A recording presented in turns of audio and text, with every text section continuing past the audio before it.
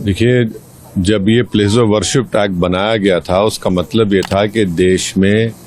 Instability ना हो, दंगे ना हो और देश में अमन रहे। अब हम जो देख रहे हैं, खासतौर से संभल में जो हुआ, जिसमें एक ही दिन में केस फाइल हो गया और 1.5 घंटे के अंदर ऑर्डर भी मिल गया, सर्वे हो गया, फिर दूसरा सर्वे हुआ, उसके नतीजे में हम देखते हैं कि हिंसा हुई और 5 बेकसूर मुसलमानों की वहाँ पर पुलिस के जरिए हत्या कर दी गई फायरिंग में। तो सुप्रीम कोर्ट का आज का फैसला उस एक्ट को सामने रखकर सुप्रीम कोर्ट ने कहा कि अब कोई सर्वे नहीं होगा, कोई केस